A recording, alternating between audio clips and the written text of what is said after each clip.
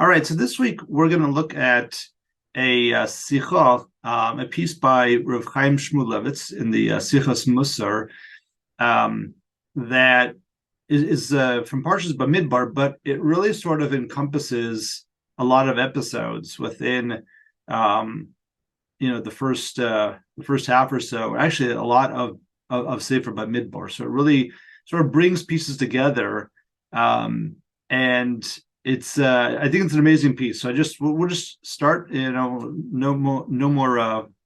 further ado. But the piece is called Haklal Ve'Prat. So what he's really sort of getting into is what is the power when Bnei Yisrael are really together as a klal. So he starts off by quoting the pasuk in Parshas Bamidbar. It says, "Ach es mata Leivy lo tifkod b'soch b'nei Yisrael." So we learn from that pasuk that Moshe is not to count shevet Leivy within the counting of b'nei Yisrael. But then there's another couple psukim. This is v'nemar v'aleviim lamate avosam lo haspaktu b'socham. V'nemarod, and there's another pasuk that says v'halaviim lo aspaktu b'soch b'nei Yisrael kasher tziva Hashem es Moshe. So there's like three different psukim to tell us that Levi was not counted with the rest of the shvatim of b'nei Yisrael. So he says movad tzivoy limnosam b'fnei atzmam nemarod shteish pa'amim. So besides that, the first pasuk we quoted was the first tzivui that said don't count them, but then there's like two more psukim, which is a little strange. Right?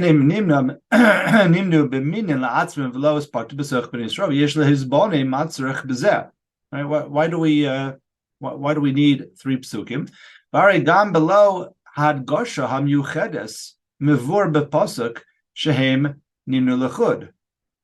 So he says that without clearly the three psukim are coming to sort of emphasize this. The question is, why is it necessary? Because the truth is, all we're talking about is that they need to be counted separately. It doesn't seem like the emphasis is required just to teach us that they are counted separately. But he says, "V'lo od elashal levim nimnu miben chodesh v'mala." But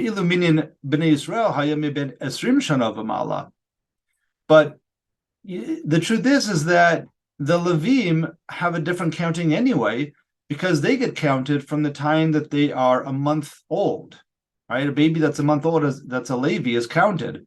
But by Bnei Yisrael, by the rest of the Shvatim, you have to be 20 and above to be counted. So if imkein lo shayach haya limnosam yachad. So if that's the case, it was never shaykh in the first place to think that they would be counted together, because it's a different age group. Umadu hutzrach hakosuf lachzor v'lomar shalavim lo spaktu b'socham v'korchach shakavana hi ladgish uvda zu hadgashi yasera v'yesh lizmonin ma davar zeh ba l'lamdenu. So he says clearly there's an emphasis here for a reason, and we have to sort of contemplate what that's coming to teach us. So it says, "V'hinei b'tam hadavar shenimnu la'atzmam kosav Rashi." So Rashi in Parshas Bamidbar, on this idea that they're counted separately, it says, "Tzipa Kadosh Baruch Hu she'asiru la'amud gezerah al kol hanimnin meben esrim shana v'mala sheyamusu Bamidbar. Amar al yiyu elu bechlal." So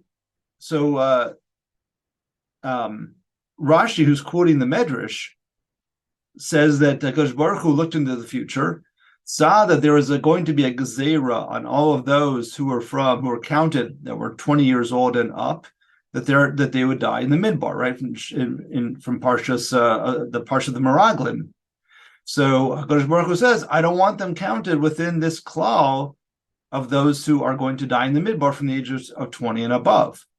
The Medrash Rabbah is she'ilu hayu b'nei Levi ninin b'klal Yisrael afheim hayu meisim b'midbar. So it seems from the Medrash that if Levi were to be counted with the rest of Bnei Yisrael, they too would have been caught up in that gezerah, and they would have died in the midbar before going into Eretz Yisrael. So it says, Lamadu mikan es hanhagas HaKadosh Baruch Hu ba'olamo.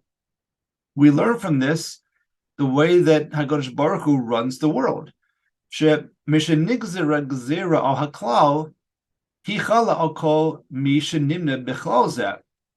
there's a gezerah on the klal, then that's going to be chal on anybody who's sort of caught up within that klal. V'af hayechidim kishe le'atzmam einam re'uyim la'onesh zen enashim ba'onesh shal haklal. And even the individuals that, just as they are an individual, they shouldn't be shaykh to that kind of an onesh, whatever we're talking about. He's just generalizing, but they would be ne'enash. They would be caught up in the onesh of the klal if there's a gezerah against the klal. How do we know this? It says that there's a pasuk. I'm not sure where this pasuk is. I'm guessing it's in Tehillim. I'm not sure. That says that the righteous won't be saved in the day of Zam, meaning that when a Kadosh Baruch Hu, and there's an anger, there's a gezerah, there's something going on, that the tzaddik doesn't necessarily get saved from that. They get caught up in it as well. And that's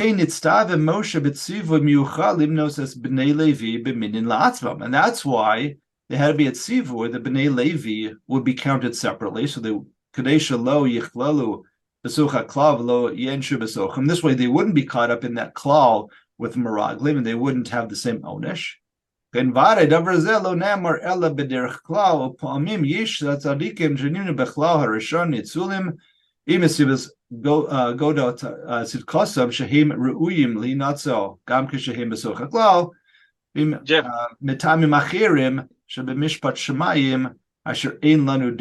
He says, Jeff, sort of parenthetically. Jeff, sorry to interrupt. Sorry to interrupt. So no exceptions? No exceptions? Well, right. What so about that, I was just about to say. So he Abraham negotiating with Hashem for Nineveh, for 5 rages. Right. So he says parenthetically that there are certainly, he said this is just a general statement that and we'll see, he's going to develop the idea as we go. But he said this is just a general statement. There are certainly times when there are individuals who are saved from, the sort of the burning inferno that's going on around them, either because of the incredible amount of their own tzidkus, that they're, that they are worthy to be saved, from within this klal. Or whether it's for other reasons. Maybe it's a different reason altogether that they have to be saved in order to fulfill their own mission. We don't, he says we don't know the plans of Kadosh Baruch Hu, the depth of the plans of Kadosh Baruch Hu. We can't guess them, but absolutely there are times when the tzaddik could be saved. He's just saying b'derech klal that that's our general rule, that when there's a gezerah against a klal, everyone gets caught up in it, even those who aren't necessarily ro'oi for that onesh. But like I said, he's going to continue developing this idea. He says, Yisod zeh, shahadin sha'al klal chal al prat mevur beperushu shel ha'or ha'chayim al ha'pasuk Yusha ben Nun v'kolev ben Yifoneh chayu min ha'anashim ha'hem ha'hochim lasur es ha'aretz. So on that pasuk, the Or HaChaim explains the same idea. And Vehiksha Or HaChaim Akashasham, he asks, the Or HaChaim asks a question, Ma bahator lahashmiyin bezeh, v'hari kvarnem mar v'yamusu anashim motzi di bas haaretz. So there's a pasuk right before this. So just to sort of explain this, or go through the pasukim for a moment. So the pasuk by the Maraglin, the first pasuk says, Vayimusu ha'anashim motzi di bas haaretz. All those who brought this horrible report, on Eretz Yisrael, they died. Right? That's pasuk Lamed Zayin, and then in pasuk Lamed Ches, it says V'Yoshu ben Nun v'Kalev ben Yifuneh chayu min ha'anashim hahem ha'hochim l'sor haaretz. But Yoshu and Kalev lived amongst those who had gone with them, amongst the Meraglim. Only it's basically saying Yoshu and Kalev lived. So the question is, why do we need that pasuk? We already heard the pasuk beforehand that says that, all the ones who brought a bad report, have already died. So clearly we know Yeshua and Kalev didn't bring that report, so they didn't die. So Miklal Zen Nelmad she Elu Shalo Hotziu Dibasa Aretz Lo Meisuvatir. It's a Harachayim. So what's the answer? He says Shekavanasa Kasov Lomar Shehem Chayu Lifi Shahayu Min Hanashim Shahoku Lasoretz Aretz. That really they were part of those people who were, they were part of the Meraglim. They were part of the same group that went to scout out the land.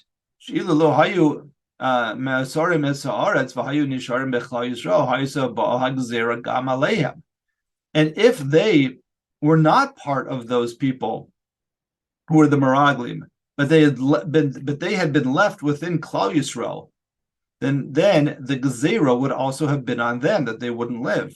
Hagam shahayu tzadikim gemurim, even though Kalev and Yehoshua were tzadikim gemurim. Gim shahayu lamala mibnei chof k'sheyatzu mimitzrayim, they were above 20 when they left Mitzrayim. In Sham, so therefore they would have been in that Gezerah. In Sham shahochiach kain memasha amro she Yair bin. Okay, so let me just pause here. He's about to bring in a different point, but the Orach Chaim says the same vort, that the Gezerah, after the Meraglim came back, the Gezerah was on anybody who was in Klal Yisrael, who would remain behind and had received this report. All of them would anybody who was between the ages of 20 and 60 would die in the Midbar. So Yehoshua and Kalev would have been part of that had they not been part of the Meraglim. Because they're part of the Meraglim, they weren't part of that Gezerah. Now, just to clarify, the Meraglim themselves who brought the Diba, they themselves didn't die because of the Gezerah, because they died right away. Right? They brought the Diba, they had a different Onesh from Bnei Yisrael, from the Klal. So the 10 of them died right away. They didn't die, over time in the Midbar.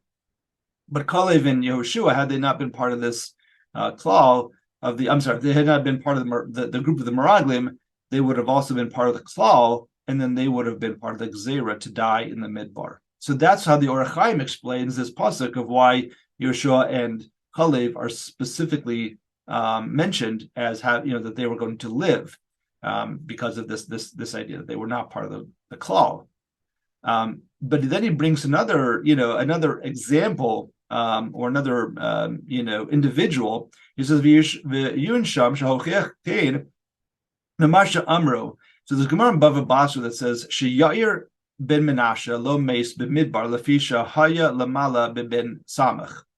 So Yair ben Menashe lived and went into Eretz Yisrael. Why? The Gemara says that he was above the age of 60, meaning that he's not between the ages of 20 and 60, and therefore I guess he wouldn't have been part of that Gezerah. V'hine al Yair ben Menashe amru shahaya shakol keruba shel Sanhedrin, and it said about Yair ben Menashe that he was, he was as great as as the entire Sanhedrin. V'im kain haya roy lihinatzo afilu haya lamata ben Samach. So you would think that he should have been saved from that Gezerah, even if he were between the ages of 20 and 60.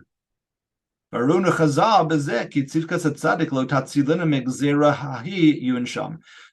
words, the fact that the Gemara in Bava Basra is saying the only reason why Yair ben Menashe was Zocha to go into Eretz Yisrael was because he was above the age of 60, and therefore was not part of the 20 to 60 group. And it didn't say the fact that he survived and he got to go into Eretz Yisrael, he was Zocha to go into Eretz Yisrael because of his amazing tzidkus, is because if it weren't for his age, his tzidkus wouldn't have helped. He would have been part of the Gezerah and he would have died in the Midbar.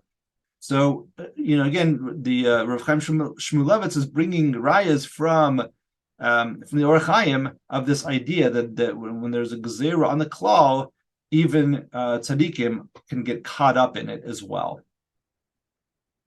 Okay, so let's keep going. Jeff, Jeff. Yeah. Sorry to. Please. What about the last year? I believe Tu Bishvat. that a lot of people were saved or not punished.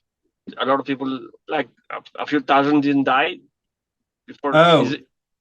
yeah, I think you're thinking of actually of Tisha B'av, where right the Midrash says, because I'll say that that people would dig their own grave every Tisha B'av. Everyone would dig their own graves and lie down in their grave, and then they would, if they woke up the next morning, they knew that the Gezerah hadn't caught them up, right? And so the last year, I think it said that anybody who didn't who got up said, okay, I guess I'm not going to die. This is the last year we're going into Eretz Yisrael, between now and then. So yeah, I don't know. That's a good question, right? The people who didn't, who seem to have been saved, who lived all the way until the very last year, and then got to go into Eretz Yisrael. I don't know. That's a good question. What happened to them? Why did the Gezerah? Why was the Gezerah lifted for them? I don't know. Good question. Okay. Yep. Okay. והנה הדברים שלימודונו חז"ל, שגם היחידים הצדיקים אם הם כלולים בסוך הכלל, שנגזר עליו גזירה רחמנא ליצלן, אף הם לא ינסו, מטעם זה ניצב משה למנוס as בני לוי לעצמם. Okay, so he's just going back and saying that's why Bnei Levi had to be counted separately. לכן נכתב בתורה מפורש שלא הספקתו בסוך בני ישראל למדנו שהוא מינין חולק לעצמו ואינו שייך למין של כל ישראל. So again, he's just tying this up and saying that's why there's so much emphasis of 3 different psukim saying that Bnei Levi should not be counted with Bnei Israel. So there would be very clear that they are not considered as part of that klal in terms of the Gezerah. Okay. So v'chein kasuv ki li kol bechor b'bnei Yisrael ba'adam b'behema b'yom hakosi kol bechor be'eretz Yisrael migdashi osam li. So the pasuk says that right all the every bechor in bnei Yisrael, whether we're talking about a person or the animals, the fact that in Makas Bechoros, right, Hakodesh Baruch Hu smitten, killed all of the Mitzrim who are Bechorim.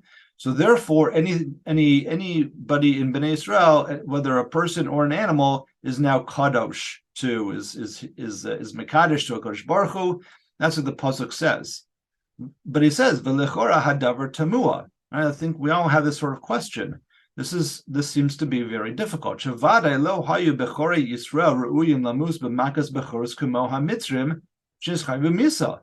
Now, why would we think that a bechor of Bnei Israel should have been part of, should have the onus to die in makas bechoros? Right, the Mitzrim, we understand what the Mitzrim did, but why would Bnei Israel be roy to be killed in that same makkah? And because of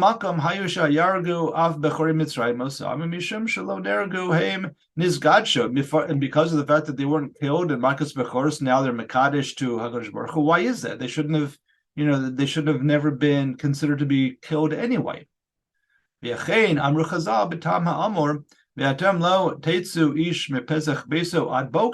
pasuk says that you can't leave your house, right?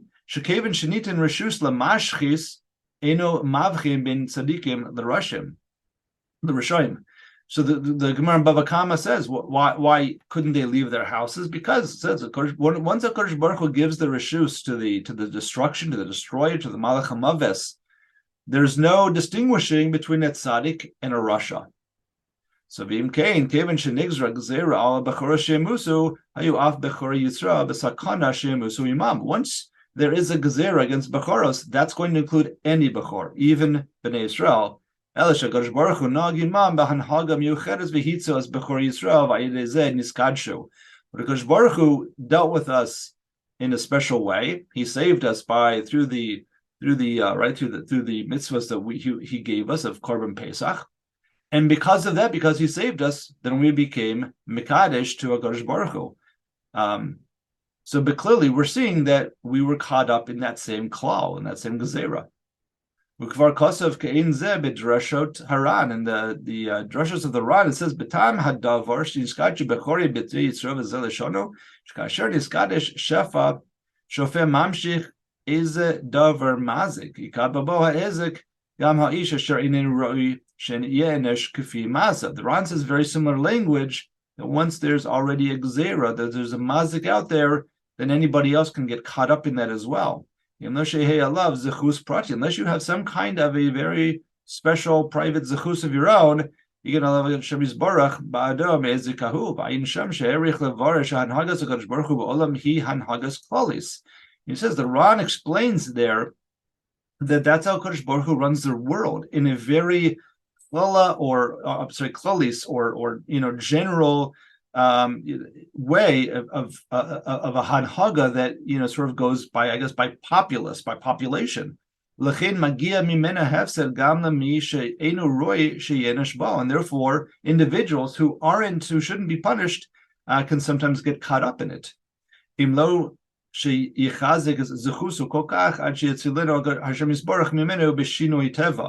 Unless you have some kind of a zechus, again, that Hashem would save you by changing nature, by doing something to save you. Okay, so he says, "V'hinei Amar Moshe Rabbeinu, Gam bi hisanef Hashem biglalchem leimar gam ata lo savo sham."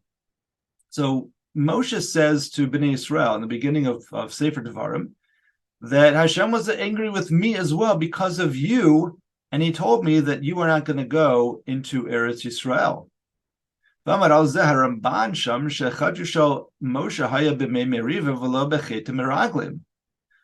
the Ramban there asks, what's going on? What do you mean that it seems like when it says Gam bi he's anaf Hashem biglalchem, it seems like Moshe is including himself in with all the rest of Bnei Israel that had the gezerah to die in the Midbar.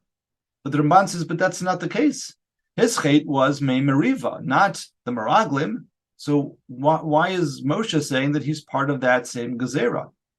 So amnam matzinu lehedya b'divri chazar shekavar nigzer hagezerah am Moshe Rabbeinu shelo yikanesh le'eretz Yisrael b'chait meraglim. So he's so Rav Chaim Shmulevitz says, but actually there is a chazal. There's a chazal that says that the actual gezerah on Moshe was that not to go into Eretz Yisrael was because of chait meraglim. Shekain dorshu mashenamar, because there's a drush in the pasuk. It says im yireh ish ba'anashim ha'elav gomer es haaretz. So also in Sefer Devarim, when Moshe is going through the history, he says Hashem. He's quoting Hashem, or he's speaking for Hashem and saying, if I will see that there's any man of these men who are going to go into Eretz Yisrael, meaning that Hashem said no one's going to go in, right? So what does it mean? Ish ba'anashim. So ish ze Moshe, dichsi va'ish Moshe v'gomer. So the Tanchuma says that's exactly what does it mean? Im yireh ish, that refers to Moshe. Moshe was part of that gezerah of the Meraglim not to go into Eretz Yisrael. So that's a very interesting, sort of shocking idea. That why didn't Moshe Rabbeinu go into Eretz Yisrael? Because he himself was also included in that gezerah of the Meraglim. So we'll see. He's going to continue to develop this. V'ayin sham b'divrei Chazal she'eviu inyan ze ledugma l'ma she'amar hakasav l'chu uru mepa'alot Elokim nora alila al b'nei Adam. So the pasuk in Tehillim says, "Go and see the actions of Hakadosh Baruch Hu, how awesome they are. That how he deals with b'nei Adam is an alila. It's a plot. It's a whole plan that Hakadosh Baruch Hu has for us." Amar Rabbi Yosha ben Korcha, Af hanara osha ata mevi aleinu. Even the awesome things that you bring on us, that Hashem brings on us, ba'alila ata meviam. Rabbi Yosha ben Korcha understands that. What does it mean that the awesome things that Hakadosh Baruch Hu brings to us? That's the alila. That's sort of the plotting, the whole intricate and complex plan that Hakadosh Baruch Hu has for each one of us. So ba'orei kishabara Hakadosh Baruch Hu es ha'olam b'yom harishon bara malach hamaves ve'alila nitle ba'adam harishon shehu hevi es hamisa la'olam. And examples of this would be that when Hakadosh Baruch Hu created the world, the first day he created the malach hamaves, but there was no Yetzer Hara for that. So how is it going to work that you have a malach hamaves, but there's no death because there's no Yetzer Hara? So he says, that was the Alila. The Alila was that Adam Arishon would bring upon death to the world through his actions, through his chait. Shneamar ki bayom acholcha mimenu mos tamus, because in the pasuk says, in the day that you eat from the Eitz Hadas, then you will surely die, meaning that you will bring death. So too, we see by when HaKadosh Baruch Hu says to Moshe, Im yireh ish ba'anashim, if you see a man amongst men, ish ze Moshe, v'kevin she'amar lehem shimu na hamorim, amar HaKadosh Baruch Hu lechein lo taviu es hakahal hazeh, meaning that Moshe was already in the Gzeira, but what was it that Moshe sort of that was a final straw that brought Moshe into the net of the Gezerah? That's when at Mei Meriva he said, Shimu Nahamorim, listen, you rebels, right? He spoke angrily to Bnei Yisrael at Mei Meriva. At that point, Hashem said, aha, that's it. That's going to be the reason that I'm going to give you that you're not going in, but really it's all part of this Gezerah. We'll do one last piece, and maybe we'll finish the rest next week, because we're about halfway through, and there's just a lot of amazing ideas that come out of this that we're going to see. So we'll do one last piece, and then we'll stop. So he says, "Kuvar harachnu levar inyan zeh b'mikra acher." He says, I've already gone into lengths and described some of this in another mimer in the same sefer. Sheshnei cheshbonos kayamim ba'olam. So there's two different accountings. There's two ways of figuring things out, and they both exist in this world. Acheshbon klali, kefisha gazra chachmasu is baruch ban hagas ha'olam kulo. There's the cheshbon klali, that the cheshbon for the masses, for the populations, that where we see the gezer v'kadosh baruch hu in his chachma, in the way that he runs the world. The cheshbon prati shel kol yachid, and then there's also the individual cheshbon of for every person, who mishtaliv becheshbon haklali ayidei alila, and it fits in each person's own cheshbon from HaKadosh Baruch Hu fits in with the overarching cheshbon, but only through the sort of the plotting and the planning that HaKadosh Baruch Hu does. Hainu ayidei ma'asav shelo atzmo, meaning that through our own actions, that's how HaKadosh Baruch Hu brings his own plan into action. So ha'olam nivra ubo hamaves ach hamaves lo ba al ha'adam ela ayidei cheto. The world was created. HaKadosh Baruch Hu created the world, and there was this concept of death, but the death was only brought in when Adam Arishon through his own chait. So HaKadosh Baruch Hu brought in the cheshbon that it's going that there will be death in the world, but it will wait until Adam Arishon, through his actions, brings that upon us. And that's the sort of the plotting and the planning that goes between the sort of individual cheshbon and the overarching cheshbon. So there's a lot here. We'll stop here, but we'll see. We're going to continue this next week, I think. Jeff, this is fascinating. Thanks a lot. I love if we can just review Nineveh, because it's completely the opposite side. It's a few tzaddikim save everybody. It didn't happen, but that was a plan. Yeah, no, you're right. There are times when that happens too. Absolutely. That somehow. So sometimes we know that there are gezeras that the tzaddikim can undo. Absolutely. So there are times and I think that's not necessarily contradictory to this. I think what Rav Chaim Shmulevitz is trying to bring out is this is the general methodology, but then there's always the exceptions. There are always those exceptions. That goes without saying as well.